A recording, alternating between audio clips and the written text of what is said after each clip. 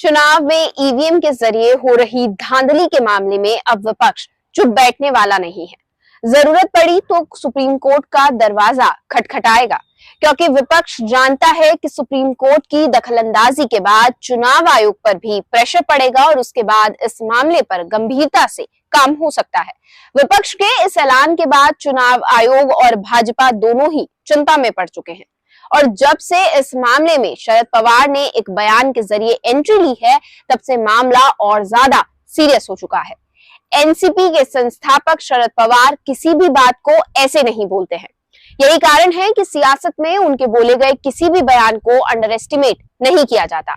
महाराष्ट्र के नतीजे आए हुए 2 हफ्ते से ज्यादा का समय हो चुका है। बावजूद इसके विपक्ष अपनी हार को मानने के लिए तैयार नहीं है। विपक्ष का कहना है कि ये नतीजे जनता का फैसला नहीं है, बल्कि मशीनरी का खेल है। जनता इस जीत की खुशी नहीं मना रही है। विपक्ष ने इस विवाद के चलते विधानसभा के विशेष सत्र से भी वॉकआउट कर दिया है, जिसके चलते केवल सत्ता पक्ष के विधायकों ने सदन में शपथ ली थी। ईवीएम पर चल रहे विवाद के बीच शरद पवार ने मरकरवाड़ी के दौरे के दौरान ईवीएम पर सवाल उठाए हैं। दरअसल ये वही गांव है जहां ईवीएम वोटों के खिलाफ एक मार्क पोल आयोजित की गई थी, जिसमें लोग बैलेट से मतदान करना चाहते थे। इससे वो सुनिश्चित करने की कोशिश में थे कि एनसीपी के उम्मीदवार को ईवीएम में मिले वोटों से ज्यादा वोट मिले हो सकते हैं, लेकिन पुलिस ने उन्हें रोक दिया था और ऐसा करने वालों पर मामले दर्ज किए गए थे। शरद पवार ने मरकरवाड़ी में कहा कि पिछले 2-3 दिनों से देख रहा हूं कि संसद में मरकरवाड़ी की चर्चा हो रही है। वो बोल रहे हैं कि देश में किसी को पता नहीं चला, लेकिन मरकरवाड़ी के लोगों को पता चल गया।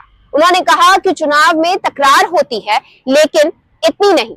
शरद पवार ने अमेरिका और ब्रिटेन का उदाहरण दिया और कहा कि दुनिया के बड़े देशों में बैलेट पेपर से चुनाव होते हैं, तो फिर यहाँ क्यों नहीं हो सकते।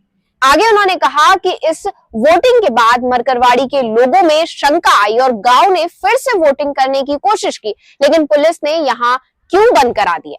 उन्होंने कहा, मैं ईवीएम पर भाषण कर रहा हूं और मुझे रोक दिया गया। ये कैसी बात है, मुझे कुछ समझ नहीं आया। शरद पवार के इस बयान के बाद भाजपा ने सफाई पेश करते हुए कहा कि शरद पवार को हार स्वीकार कर लेनी चाहिए। भाजपा के प्रदेश अध्यक्ष चंद्रशेखर बावनकुले ने कहा कि शरद पवार को अपनी हार स्वीकार कर लेनी चाहिए। उनका अभियान फेल कर गया है, लोगों ने उन्हें रिजेक्ट कर दिया है। उन्होंने लोकसभा चुनाव जीता और हमने उसे स्वीकार किया।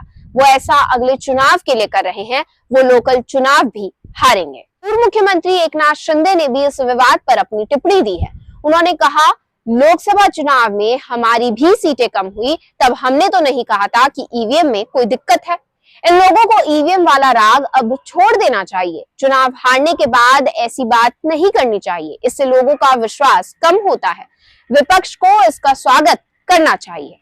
उद्धव ठाकरे के बेटे आदित्य ठाकरे ने इस विवाद पर कहा कि हमने सत्र का बहिष्कार किया है। डेमोक्रेसी को मारा जा रहा है, ईवीएम के जरिए डेमोक्रेसी को खत्म किया जा रहा है, इसलिए ये नतीजे जनता का फैसला नहीं है। मामला वैसे चुनाव के दौरान ही उठने लग गया था। संजय राउत ने चुनावी दिनों में ही कह दिया था कि जो हरियाणा में हुआ है वो महाराष्ट्र में नहीं होने देंगे। एग्जिट पोल में भी भाजपा और एनडीए दूर दूर तक नहीं थी, लेकिन उसके बावजूद भी जब नतीजे आए तो भाजपा अकेले ही बहुमत में नजर आई।